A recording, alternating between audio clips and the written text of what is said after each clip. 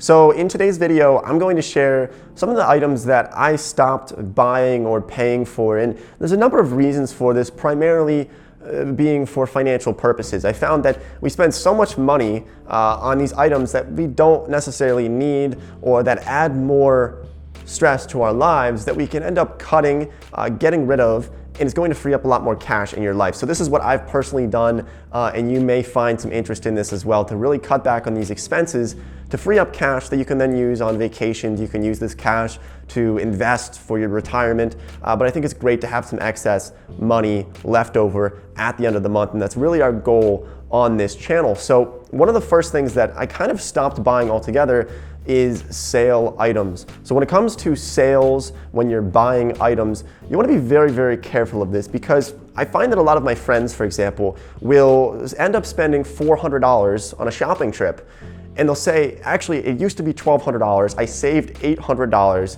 because I got these things on crazy sales. It was 60% off, and I got such a great deal for only $400. But then my thought process is more so, you really didn't save $800. You spent $400. You have $400 less in your bank account today than you had yesterday. So that's really how I view it. And you want to just kind of think about this going forward, that just because something's on sale doesn't necessarily mean that you are going to save money on this item. So I try my best to not be affected by sales. When I want something, when I need to buy something, I'll just go and buy it. And I won't really try to be affected too much by sales. Now, there's obviously times where sales can make sense, where it's coming up on winter and there's summer items that are on sale, or vice versa. If it's winter and you want to buy summer items, that could just make more sense. You could save more money. But we're talking about the 70% off carpet blowout sale or the mattress blowout sale, the ones that happen all the time. Same for cars as well. It's really kind of my idea is that you're going to pay market price for most items, so I just don't bother trying to get as many sales as some other people might do. And this actually goes for couponing as well. I've seen people use coupons and end up spending twice as much money as somebody who doesn't use coupons, because they're buying items that they just have no use for or no need for, but they think that they need to buy 3 to get 1 free, and they end up just spending so much more money. So just keep that in mind as you go forward with buying items in the future, and the psychology of purchasing things and how that really affects you. Another thing that I stopped buying almost altogether is any type of drinks, whether it be sugary drinks, even a lot of alcohol. I don't really buy it, just kills brain cells. But the average American consumes over 44 gallons of soda per year, and that explains a lot of the health problems that we have in America. But it's really not only a financial expense, it's going to cost you a lot of money buying sugary drinks, buying soda, even fruit juice in a lot of cases, or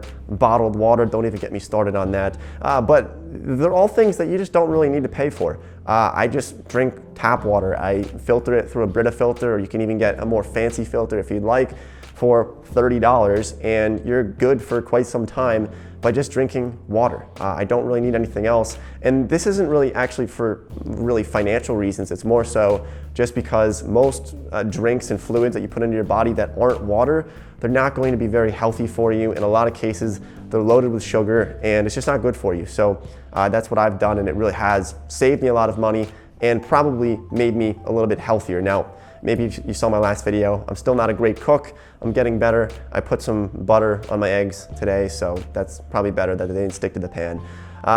Something else that I stopped buying almost altogether, and this one was really difficult for myself, was actually books. So I stopped buying as many books. I used to be a book buying addict. Some people are drug addicts. I was a book buying addict. I would buy multiple books per week. I would read at least one of those per week, but then the other ones would just kind of pile up. And I didn't have 7 bookshelves, but I had quite a bit of bookshelves. I've had hundreds of books. What I started doing now is I still read a lot. I think reading is amazing, and I think it's a great financial investment as well, to gain some knowledge, increase your human capital. It's something that people can't really take away. You can take away somebody's money, you can rob somebody, but it's difficult to take away people's knowledge that they have in their brains. So I love buying books, but now what I do is when I buy a book, I'll read it, and I find that once I read a book, I'm probably not going to read it for quite some time again. Maybe I'll read it a few years later. But what I do now is I just give them away, usually to friends, family. I love just giving books away to people because I think it's just a great kind of not a gift, but just, we talk about something. I say, if you're looking for a good book, I have some that I just read, you can have them, and I don't want them back, because I found it really did create a lot of clutter. So even when I moved into this apartment, I didn't really move in with any books. I usually have maybe 5 or 6 books on hand that I'll read over the span of a month or a month and a half, and then I'll just give them away. You can also go to your free local library and get them, or you can listen to audiobooks on audible.com. I'll leave a link down for that in the description. I guess it's a good plug there to get 2 free audiobooks if you're interested using Amazon Audible. And I think it's a great way to just consume content passively throughout your day on your commute to work by just listening to Amazon Audible. So links down in the description for that one. Something else that I stopped doing is actually overbuying food. So this is an interesting topic because we've talked so much about food on this channel. We talked about why it's important to make your own food instead of going out at restaurants to eat. But at the same time, you want to be careful that you're not spending too much money on food. And I find that this is actually kind of a problem for some people, where they'll go to, say, Costco or Sam's Club or BJ's or some of these other wholesale stores, and they'll spend so much money on food, and then this food goes bad after a week. They buy 4 loaves of bread, which actually I bought 3 loaves of bread. I go through a lot of bread, but I eat that bread every week. But some people will, buy, say, eggs, or they'll buy too much meat, and then they won't use it, or they forget to freeze it. It sits in their fridge for a couple of weeks, and then it goes bad. So make sure that there's a balance there, that you're buying in bulk to save money, but at the same time, not buying too much bulk where the food goes bad and you can't eat 7 heads of lettuce within the next couple of days, and so you have to throw them out. It creates a lot of waste financially, but also for the environment, sustainability in general. It's just not very good to do. Now, the next one here, I know people are going to disagree with this, and it's not something that really works for everybody, but it's something that I've been able to do, and that's by actually cutting down transportation costs quite a bit by actually not having a car. And I didn't think this was possible for some time because I've always had a car, but it works for me. I'm 21, so I don't have kids to take care of. I don't have to drive an hour to work, and I live in a relatively urban area. So if you look at the most expensive things in our lives, it's housing, then it's transportation costs, which is about $8,000 per year, then it's food costs. So if you're really trying to cut back quite a bit, see if you can find a way to not have a car. And like I said, I really didn't think it was possible for me because I thought, what about that one time that I have to drive to the airport, or I have to drive an hour to go to a doctor's appointment somewhere in a different state for some weird reason. And I found that I just don't really need one. I take Ubers from time to time, but even with that, I might spend $50 a month on Uber for the random trips where I need a car. And it's still saving me a lot of money because when you have a car, you're not just paying for that car payment, but you're paying for insurance, which could be $1,000 per year. You're paying for wear and tear. You're paying for maintenance. There are so many costs. Like I said, it's over $8,000 per year in transportation that we pay, whereas I personally probably pay a little bit over $100 per month in all of my transportation costs. I really don't pay a lot for that, and it frees up so much cash in my personal budget for myself. So just explore it a little bit and see if it's possible. I know it's not possible for most people, but for those people out there who might not need a car but they have 3, then really kind of think about that and look into how much you're actually paying for cars. Another thing that I actually don't really spend a lot of money on, and actually I don't buy whatsoever, is extended warranties. Now, I wouldn't go as far to say that these are a total scam, but extended warranties, there's actually been studies on this, but it shows that people generally, it's not going to be worth it. If you're at Best Buy and you're buying a laptop and they say, do you want to get a 3-year extended warranty for an extra $200?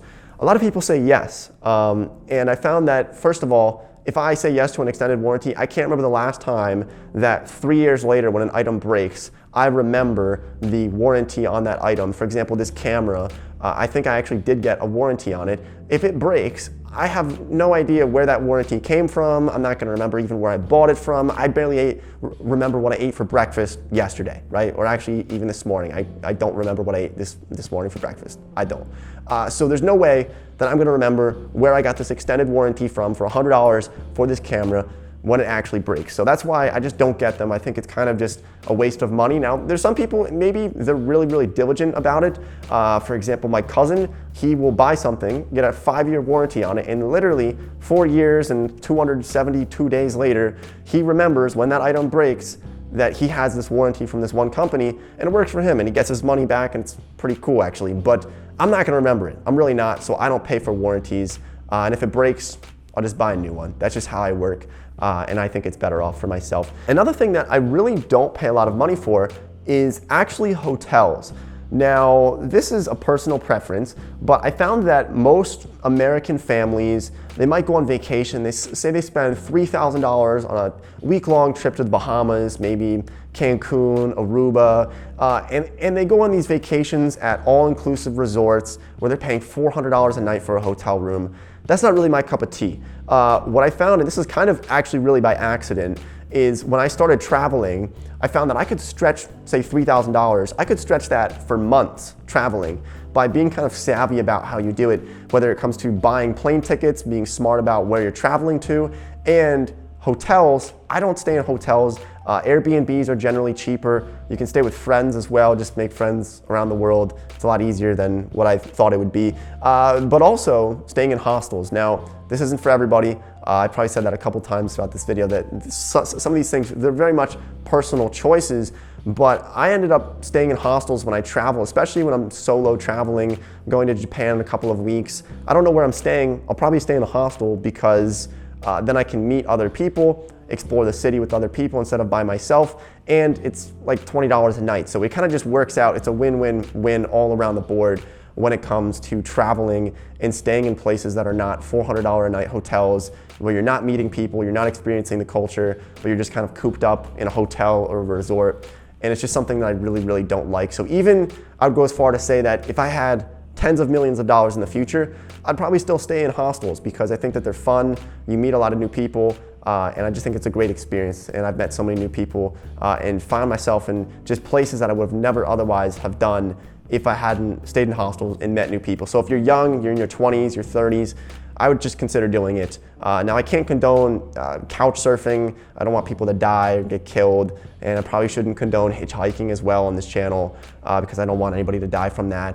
But those are some real ways to kind of have some cool life experiences. Let's just move on to the next one here. Now, kind of sticking with the travel thing here, because I do quite a bit of traveling. I've been on like 30-some flights this year. I love traveling, and I get a lot more bang for my buck when I kind of stretch this money out. But I actually don't like buying souvenirs when I travel. And I found that people will say they go to Panama, and they'll end up buying like bumper stickers and magnets for their fridge and all kinds of different little trinkets that you can get at gift shops around the world wherever you travel. I just found that I don't need these. They add up quite a bit. If I do buy souvenirs, it's not for myself. I'll buy something really cool in, say, a different country, and then I'll just give it to one of my friends, or I'll give it to my mom or a family member instead of keeping it for myself, because it really does add up, especially if you travel quite a bit. Just take some pictures, and pictures do it for me. I don't need to have a souvenir from every single country that I've been to. I'll end up with crates of just stuff that it's gonna add up quite a bit, and I'm probably gonna hold on to it forever for the rest of my life. And that's how you end up with a lot of clutter and end up needing some storage space somewhere because you just have too much stuff. Now, one of the other things that I wanted to really bring up here, something that I think people should really, really be careful about, is investing in things that you don't really understand. So this doesn't really go with the things that I stopped buying, but where I stopped putting my money is investments that I do not understand. So a great example of this would be something like cryptocurrency.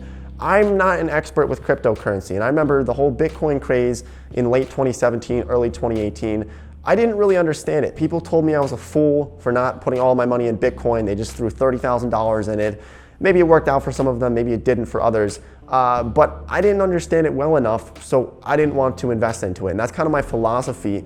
The biggest tip that I could have here for anybody thinking about their investments, their financial future, is to just make sure that you understand what you're actually putting your money into. If you have a financial advisor and they're putting money into investments or mutual funds or 401ks, Roth IRAs, retirement accounts, whatever it is, make sure that you understand this. Just take an hour, take a day, and sit down and say, what am I putting my money into?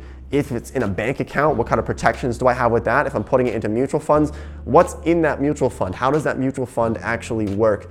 Make sure that you understand that, because this is when people really get into trouble. There could be a massive bubble and nobody sees it coming because they just blindly invest money. So make sure that you do your due diligence on that and you're gonna feel so much better when you actually know where your money's going. And we have plenty of videos on that when it comes to personal finance and investing and being aware of what it is that you're actually investing into. So I also don't pay for name brand drugs. If you look into FDA regulations, they're very strict about medicine and drugs and which ones are being sold over the counter and the different guidelines for that.